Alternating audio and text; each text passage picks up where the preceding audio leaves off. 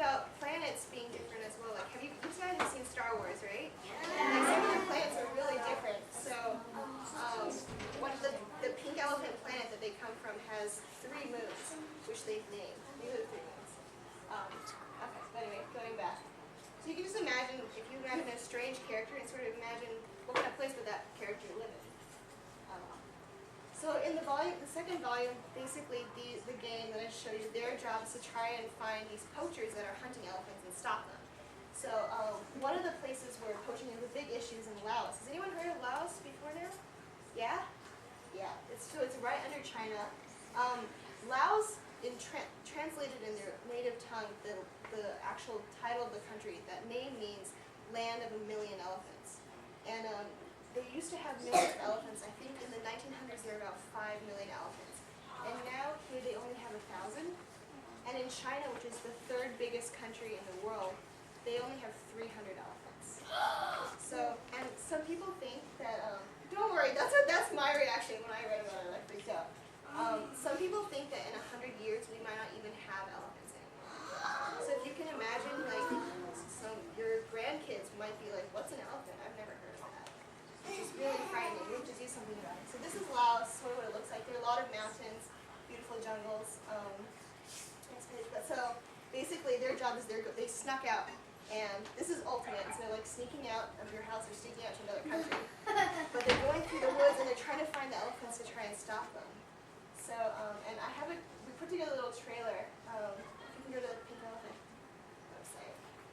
It's down here. Yeah.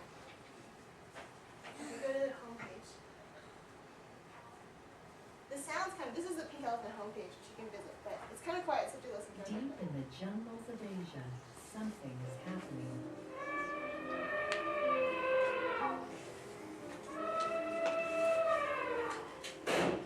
This has to stop. Mandy, don't do it. Step away from elephant.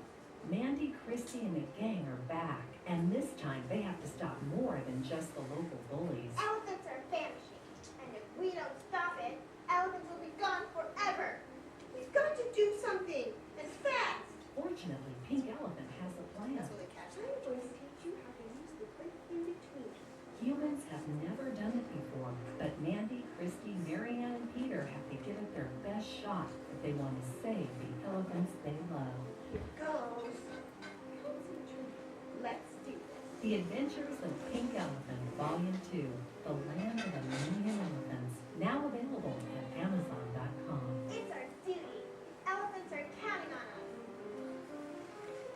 So, what I'm trying to do is with the money raised from the books, you can actually adopt elephants. Because a lot of times when the elephants' parents have been killed, they are orphan elephants and they're sort of wandering around. They don't know how to fend for themselves. And there are lots of different organizations that take in the elephants and sort of help raise them. And we can, yeah, so you can adopt an elephant actually. And the elephants, it's actually, we learn more and more that elephants are sort of like us. Like I talked earlier about like families and their relationships. But lots of times, these elephants, when they've grown up and been released back into the wild, a lot of their keepers say that when they have baby elephants, they bring the baby elephants back to show the keepers. They have like a relationship going. But I mean, other than that, they have so many amazing things they can do. They can actually, their feet are so sensitive that they can hear things more than 2 miles away just from feeling the vibrations in the ground. And they can, with their smell, they can tell who is nearby.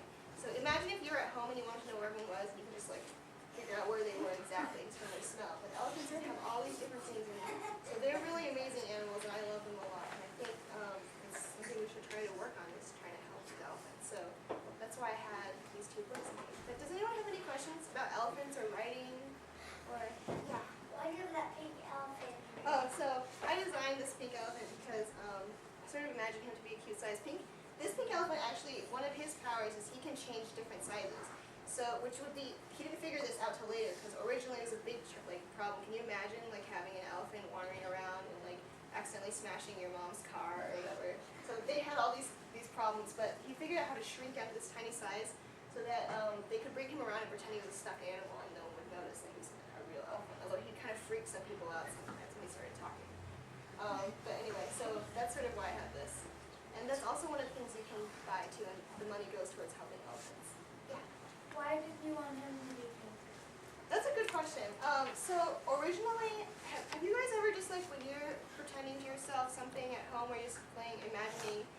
use whatever you have in your house.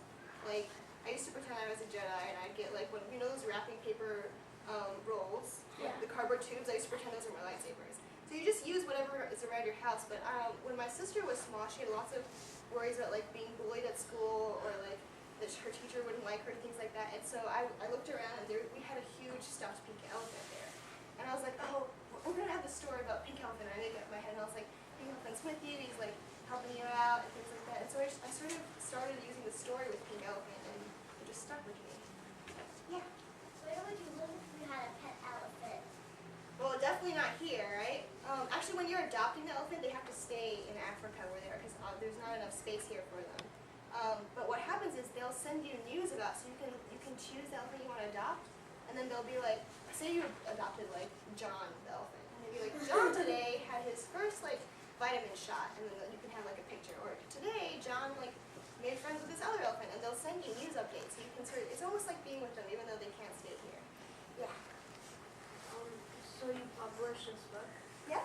So how did you feel when you published it? It was really exciting. I've always really loved writing. Did any of you here want to be writers maybe when you grew up, you think? Yeah? So, or if you just like writing stories. So that was really exciting for me. That was like a dream come true. But you can never start too early. Like Miss Macknick was talking about how I used to write and try to put together stories all the time when I was younger. So you can start now. Yeah. So when you adopt the elephant, it's like no one can hurt it or anything, like So, no one can do anything to it. yeah, they're taken into this special place where they're protected by, they're called keepers or rangers. And what they do is they make sure the elephant has enough food to eat, and that they're eating a good diet, so they get all their vitamins and things like that. So that's how they're helping the elephant. Yeah. What do you like most about it? I like writing because you can literally control anything you want, right? You can imagine like the craziest things you can imagine. I remember I was visiting Hollywood actually this January, and this one guy said that what he loved is he could write anything he wanted. He's like, when I was little, I wish I was Superman.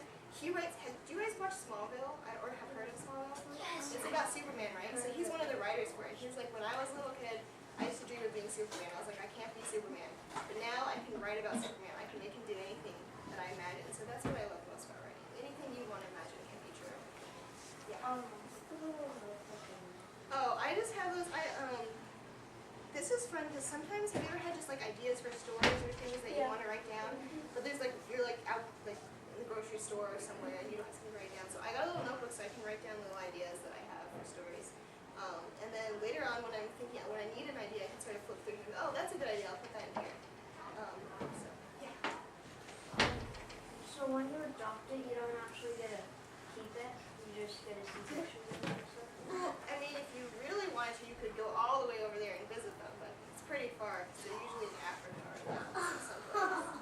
But yeah, you can't keep them here. There's not enough space. No, I mean like if you lived in Africa. If you could probably go and see it. Yeah. Do you have to pay money when you adopt an elephant? So yeah, that's the money. The money from the books goes towards adopting an elephant, so you can pick it. That's yeah. I have curious, George,